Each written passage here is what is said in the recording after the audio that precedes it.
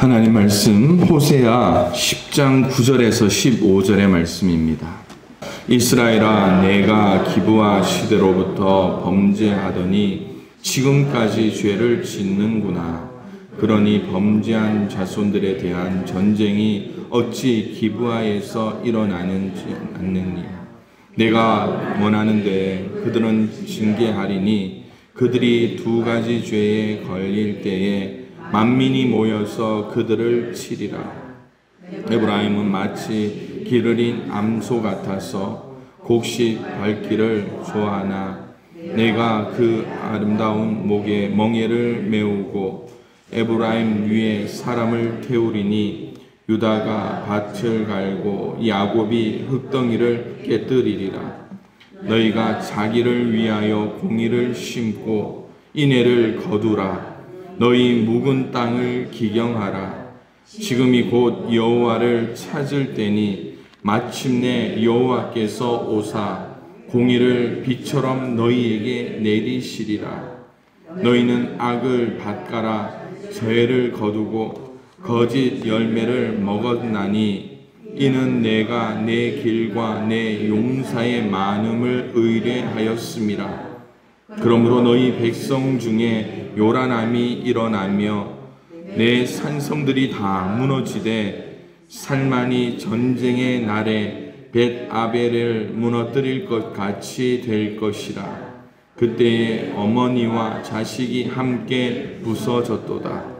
너희의 큰 악으로 말미암아 베델이 이같이 너희에게 행하리니 이스라엘 왕이 새벽에 정령 말하리로다. 아멘. 할렐루야. 우리 옆에 계신 분들과 인사합니다. 사랑합니다. 축복합니다. 사랑합니다. 축복합니다. 우리 앞뒤로도 한번 인사해 볼까요? 사랑합니다. 축복합니다. 뒤로 돌아서 예, 사랑합니다. 축복합니다. 예, 감사합니다. 주일이 기다려지십니까, 여러분? 예, 감사합니다. 어제 우리 이춘자 권사님이 오늘이 주일이다면서 예배 드리러 오셨다. 예, 얼마나 감사한지 몰라요. 저와 여러분들이 한결같은 마음으로 주일이 기다려지고 예배하는 순간이 사모함으로 기다려질 수 있기를 소망합니다. 오늘은 지난번에 우리가 포도나무의 영성, 그 다음 두 번째가 뭐였죠? 인삼의 영성, 이렇게 설교를 했는데, 누구의 우리의 삶에 접하는 이 영성을 마무리하기 위해서 이 농부의 영성을 한번 설교로 한번 담아봤습니다. 오늘 우리가 읽은 호세아의 말씀의 핵심 메시지, 호세아서가 그렇게 긴 성경은 아닙니다. 총 14장까지 있는 말씀인데, 이 14장까지의 말씀의 핵심 내용 되는 말씀이 바로 오늘 우리가 읽은 본문의 말씀이에요. 아모스를 통해서 하나님은 북이스라엘의 잘못을 징계하십니다. 그런데 호세아를 통해서는요, 하나님의 사랑을 내보이고 있습니다. 아모스를 통하여서 하나님께서 보이셨던 그 징계는 정치와 경제의 부패를 지적하고 있지만, 호세아에서는 신앙의 문제를 어떻게 하면 회복할 수 있을까? 그러면서 우리에게 말씀하고 있습니다. 아마 호세아를 말씀을 읽고 또 묵상해 보신 분은 잘 아시겠지만, 하나님께서 호세아에게 내리신 명령이 무엇인가 하면 음란한 여인 고멜과 결혼하여 자식을 낳으라고 이야기합니다. 그런데 어떤 자식을 낳으라고 이야기하느냐 하면 음란한 자녀를 낳으라고 말합니다. 그런데 이 음란한 자식들이라는 것은 어떤 것인가 생각해 보니까요, 호세아 1장을 보면 자녀의 이름을 로르하마라 하라 하는데, 내가 다시 이스라엘 족속에게 긍휼을 베풀지 않고 용서하지 않겠다라는 하나님의 사랑이 자녀들을 통하여 나타날 때에 루하마의 이름이 나타나야 되는데 앞에 부정의 접두사인 로를 붙이면서 뭐라고요? 하나님이 국리력이지 않고 용서하지 않을 것이라고요. 또 딸을 낳습니다. 로암미라고 이야기합니다. 로암미. 이 로암미가 뭐냐면 내 백성이 아니다. 하나님의 사랑을 이 고멜과의 자녀를 사랑의 결과로 주시는 자녀를 통하여서 나타난다면 우리가 하나님의 자녀이시 이 아이는 하나님의 자녀 암미여야 되는 거예요. 그런데 이름을 뭐로 하라고요? 앞에 부정의 접두사인 로암미라. 내 백성이 아니다. 이러니까 이 호세아의 마음이 얼마나 아프겠냐는.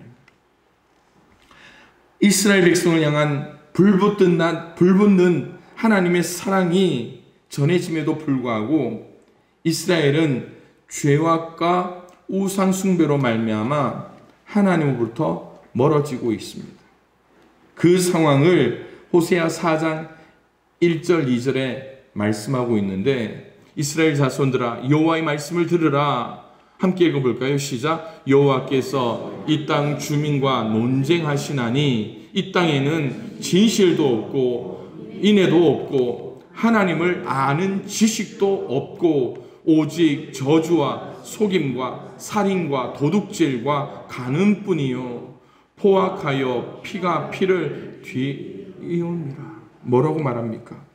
이스라엘 땅에는 이미 진실도 인애도 없고 하나님을 아는 지식도 없는 상황이었더라.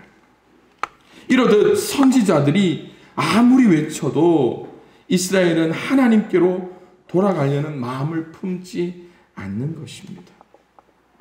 돌이킬 수 없는 어쩌면 선을 넘어버린 상황.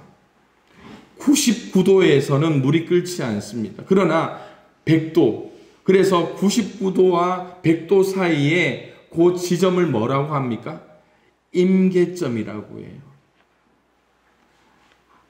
이 99도에서 끓지 않을 때는 우리가 하나님께로 돌이킬 수 있는데 그 선을 넘어가지고 펄펄 끓고 있어요. 어떻습니까? 돌이킬 수 없게 된다는 거예요.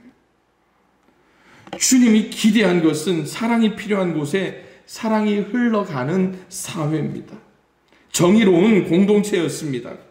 이를 위해 하나님의 백성 이스라엘이 묵은 땅을 갈아엎으려는 노력이 있고 그렇게 노력하면 하나님이 정의를 비같이 내려주시겠다라고 말씀하고 있는데 이스라엘은 그 선을 넘어버렸습니다. 우상을 세우고 그 우상 앞에 절을 하며 또 그 일을 위해서 이스라엘 백성들은요 자신들의 왕을 갈아치우는 그런 일을 해버리는 거예요. 이것이 이 호세아를 통하여서 농부의 마음을 가르쳐주고 있는 것 같습니다. 농사일을 좀 해볼까요? 어제 뉴스를 보면서 제가 참 마음이 너무 아프더라고요. 쌀값이 떨어져가지고 이제 콤바인으로 벼를 타작 추수를 해야 되는데 트랙터로 다 익은 이 벼 논을 갈아엎고 있어요. 쌀값이 떨어져서 추수해도 팔리지 않고 보관하는 데 더 많이 돈이 들기 때문이라는 겁니다. 그 임계점을 넘어가 버렸습니다. 그 가격의 임계점이 어디냐? 어제 뉴스를 보니까요. 80kg 한 가마니를 기준으로 하는데 이것을 소분해서 밥 한 공기에 얼마냐로 계산을 하더라고요. 작년까지만 해도 밥 한 공기에 300원이었습니다. 그런데 이 쌀값이 떨어지다 보니까 밥 한 공기가 200원에 계산이 되는 거예요. 80kg로 환산하면 그 액수는 달라지겠죠. 그러니까 200원에 쌀을 팔지 못하고 그냥 갈아엎는 거예요. 그뿐입니까? 태풍이 불고 수해를 입어서 봄부터 뼈 빠지게 일을 했던 그 논이 잠기고 밭이 잠기고 수확과 출하를 앞둔 농작물들이 썩어 문드러질 때 그 모든 것을 보면서 농부들이 울고 있는 모습, 해마다 반복되는 일 중에 하나가 저희 고향에서는 양파와 마늘로 일어납니다. 올 한 해 양파, 마늘 값이 잘 돼요. 그러면 어김없이 내년에는요, 양파, 마늘 이 값이 급락해서 갈아엎어야 됩니다. 그뿐만입니까? 작년에 수해로 인해서 인삼 농사를 짓던 분들이 그냥 인삼밭 전체가 떠내려가는 일이 있었잖아요. 그럴 때 농부들은 도대체 어떻게 이 아픈 마음을 추스려야 될까를 고민해 봅니다. 다른 농사보다 특별한 게 인삼이라는 것은 6년을 기다려야 했기 때문입니다. 수확한 벼를 모아다가 그 위에 기름을 붓고 불사르면서 대규모 시위를 했던. 그런데 여기까지예요. 농사 짓는 분들은 여기까지입니다. 여기까지가 무슨 의미인가? 여러분, 아무리 피해보고 아무리 어렵더라도 농부들의 마음에는 한 가지 마음이 있습니다. 무슨 마음일까요? 이것이 천직이라는 거예요. 물론 여기 계시는 분들이 다 농사를 짓고 계시기에 천직이라는 말 자체가 좀 부정적으로 들릴 수 있겠지만 제가 드리는 말씀은요, 그렇게 시위를 하고 아픈 마음을 추스리지 못하고 울며 때로는 술을 마시며 그 마음을 달래더라도 내년 되면 또 뭐합니까? 또 농사를 하는 거예요. 또 농사를. 그게 농부의 마음입니다. 그러기 위해서는 농부의 영성, 그 첫 번째로 부지런함의 영성이라는, 부지런함의 영성. 부지런함이라는 것은요, 순리를 따르고 자연의 변화에 따라서 해야 할 일들을 하는 것이 농부라는 겁니다. 그래서 히브리어로 농부를 검색해 보니까요, 농부가 똑같아요. 씨를 뿌리고 열매를 거두는 사람. 그것이 농부라는 거예요. 그런데 부지런함이라는 것이 어떤 의미가 있는가? 여러분, 성경에 잘 나와 있습니다. 잠언 11장 16절. 유덕한 여자는 존영을 얻고 근면한 남자는 재물을 얻는다. 부지런해야 된다라는 거예요. 12장 24절에도 말씀합니다. 부지런한 자의 손은 사람을 다스리게 되어도 게으른 자는 불임을 받는다. 잠언 21장에 이렇게 말합니다. 부지런한 자의 경영은 풍부함에 이를 것이나 조급한 자는 궁핍함에 이를 따름이니라 라고 말씀합니다. 곡식은 농부의 발자국 소리를 듣고 자란다라는 이야기 여러분 잘 아시죠? 이처럼 농부의 부지런함은 단순히 농부로서 부지런하기보다 신앙의 기초를 둔 부지런함이 우리 속에 분명히 나타나야 된다는 거예요. 부지런한 사람이 신앙생활도 참 잘하더라는 거예요. 로마서에 이렇게 말씀합니다. 부지런하여 게으르지 말고 열심을 품고 주를 섬기라 라고 말합니다. 여러분, 이것이 세상의 이치입니다. 부지런한 사람은 뭐가 달라도 다르더라고요.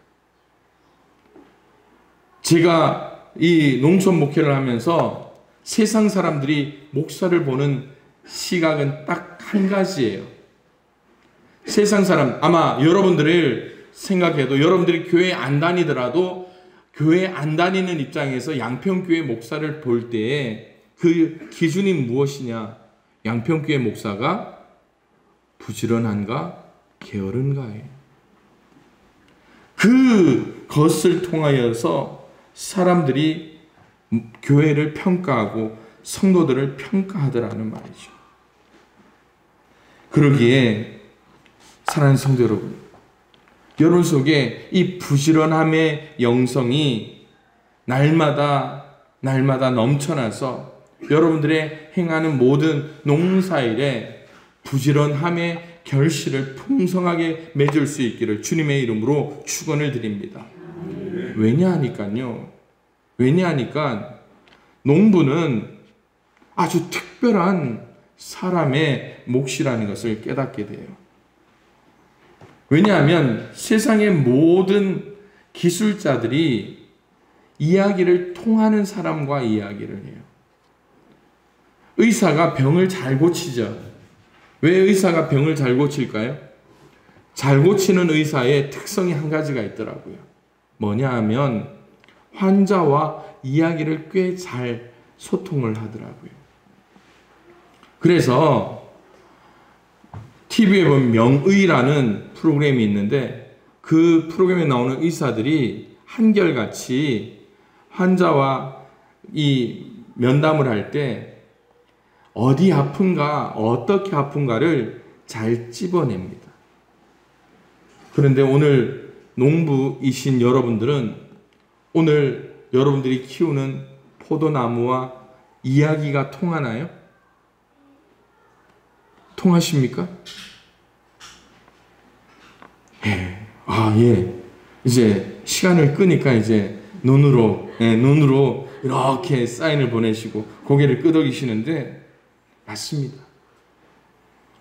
여러분들이 키우는 포도가 여러분들과 소통하기를 반대로 하나님께서도 여러분들과 소통하기를 원하십니다. 그럴 때 우리에게 부지런하여 게으르지 말고 열심을 품고 주를 섬기듯 주님과 소통하는 우리의 영성이 되어야 됩니다. 여러분 쌀 밑자 여러분 잘 아시잖아요. 이 쌀 밑자 한문만 보더라도 얼마나 농부가 부지런해야 되는가를 잘 압니다.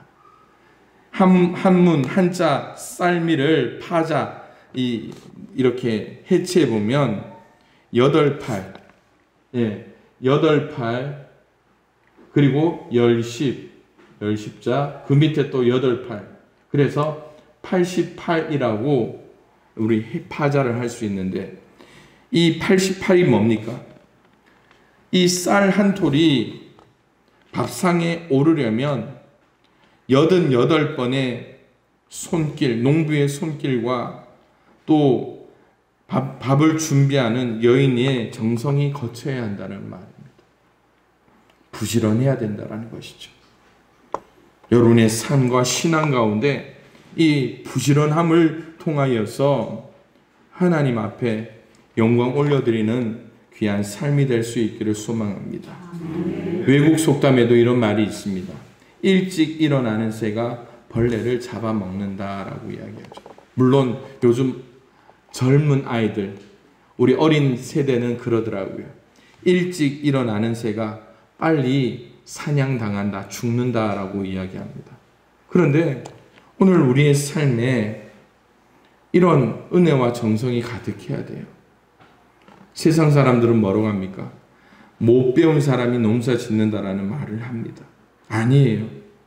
요즘은 농사도 배우고 머리가 좋아야 농사를 잘 지을 수 있습니다. 그 무엇보다도 부지런할 수 있기를 소망합니다. 두 번째로 오늘 말씀을 통해서 우리에게 주시는 농부의 영성이 무엇인가 하면 갈아엎음의 영성입니다. 갈아엎다. 여러분 포도 농사를 시작할 때에 밭을 장만하고 퇴비를 넣고 잘 갈아엎습니다. 그렇게 해야지 땅을 좋은 땅으로 만들 수가 있습니다.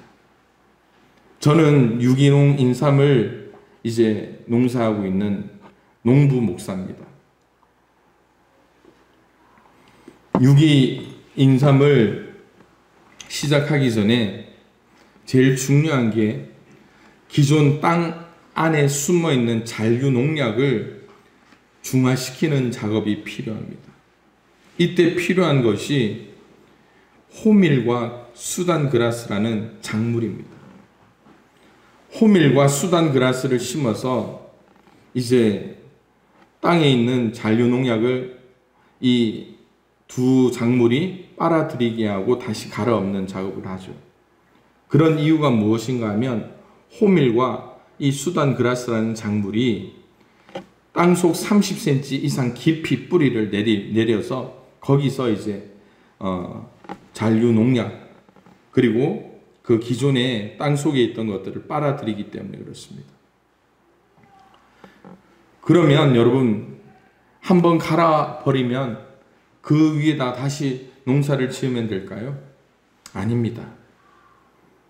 최소 20번 이상 갈아엎는 작업을 계속합니다.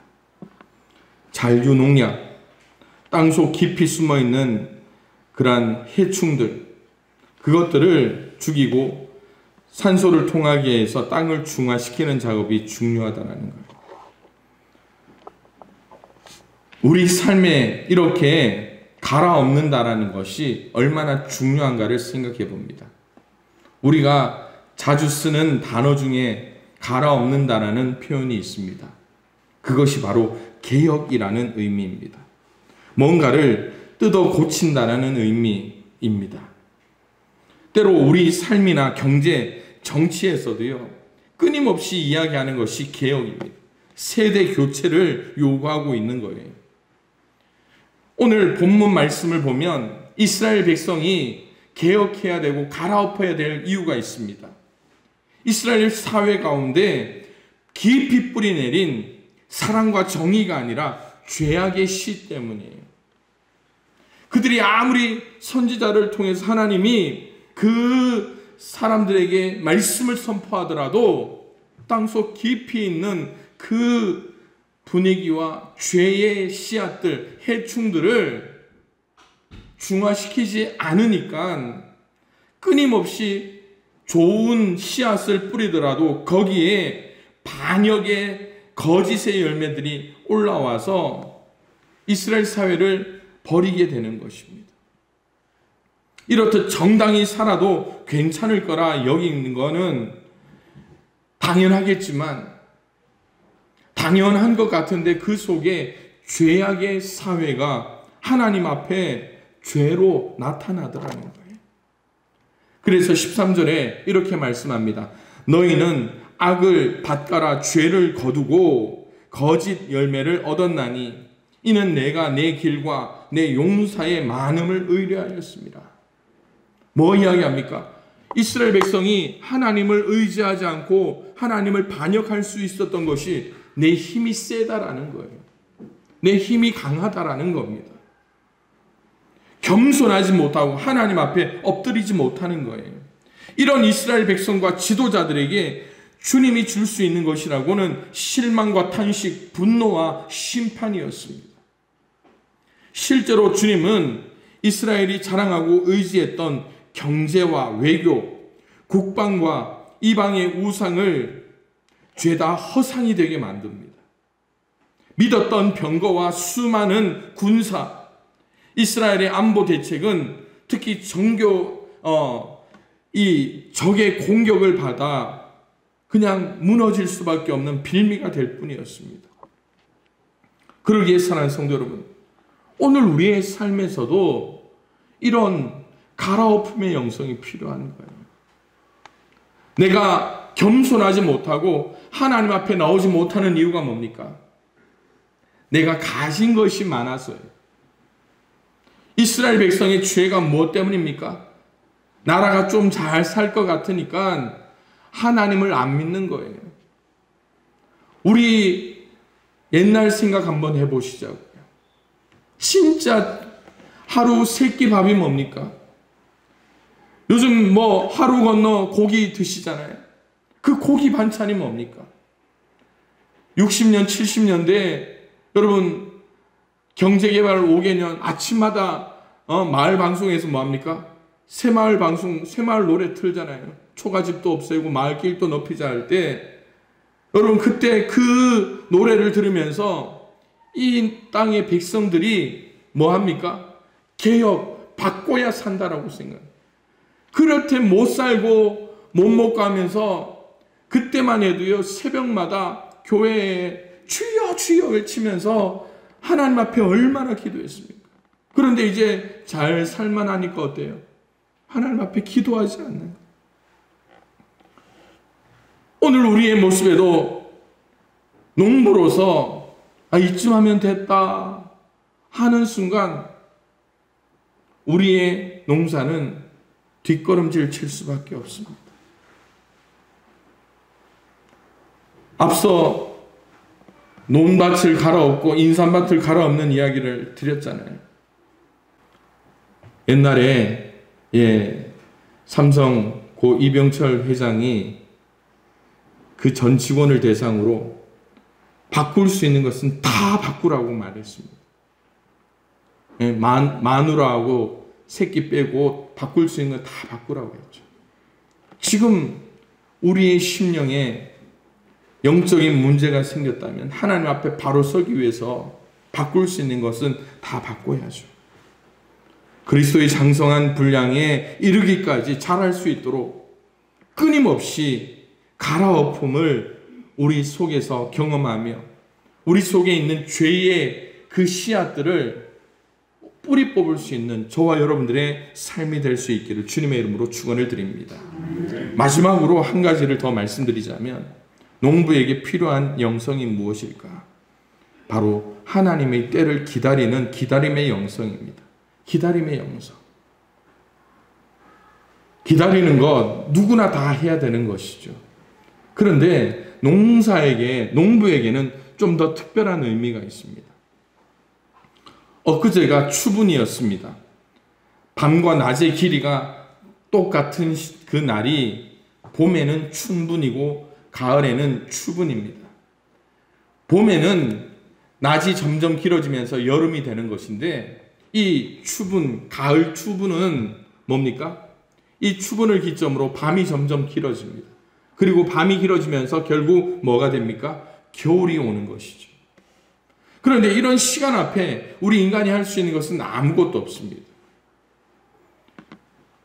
포도 농사를 짓는 여러분들의 삶에서도요, 실제로 이 시간 앞에 우리가 할 수 있는 것은 아무것도 없습니다. 제가 어릴 때 집 옆에 포도나무 한 그루가 있었습니다.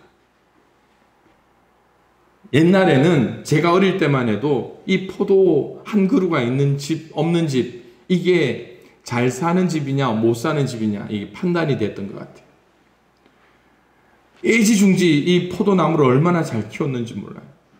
요즘처럼 뭐 이렇게 속순 따고 겨순 따주는 그런 것도 없이 그냥 이 퇴비만 주고 이 포도나무를 키웠습니다. 그러니까 어때요?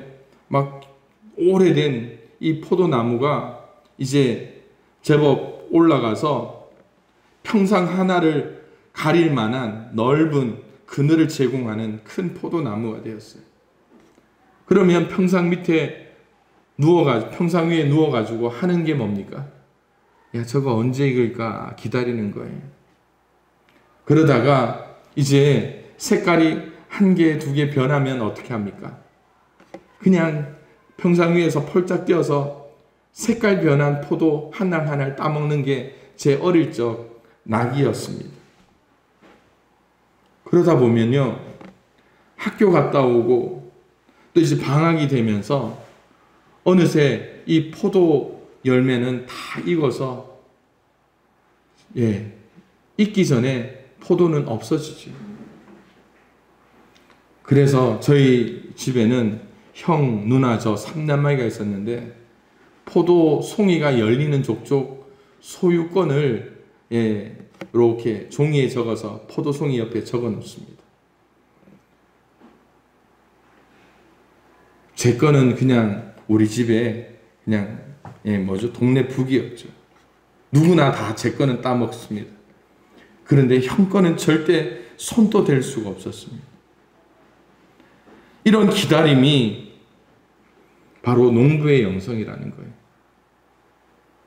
그러나 저의 어릴 시절 이 포도는 우연한 기다림처럼 그냥 장난기 섞인 기다림이지만 저 들에 있는 포도나무를 키우는 여러분들에게는 우연한 기다림이 아닌 다른 기다림이었을 겁니다. 오늘 이 호세아에 나오는 하나님의 마음이 바로 우연한 기다림이 아니라는 거예요. 14절에 보면 그러므로 너희 백성 중에 요란함이 일어나며 내 산성들이 다 무너지되 살만이 전쟁의 날에 벳아벨을 무너뜨린 것 같이 될 것이라. 그때에 어머니와 자식이 함께 부서졌다라고 말합니다. 여러분, 이 말씀이 무엇을 의미할까요? 수많은 아들뿐 아니라 이들의 어미까지도 죽임을 당하는 참혹한 전쟁을 통해서 하나님이 이런 이스라엘 백성을 갈아엎고 새롭게 세우시는 모습을 봅니다. 이런 환난을 피하려고 이스라엘은 보물을 싸들고 아시리아를 찾아가지만 별 소득을 거두지 못합니다. 돈으로 살 수 없는 것이 있고 아무것도 살 수 없을 때도 있는 것입니다. 사람들이 금송아지를 아시리아로 가져가서 아시리아 대왕에게 선물로 바치게 됩니다. 그러나 에브라임이 대가로 받아오는 것은 수치밖에 없었습니다. 끝내 이스라엘은 우상을 섬긴 일로 수치를 당하고 맙니다. 그 수치가 뭡니까? 문 앞에 7절에 보면 사마리아 왕은 이스라엘의 왕은 물 위에 있는 거품같이 멸망할 것이며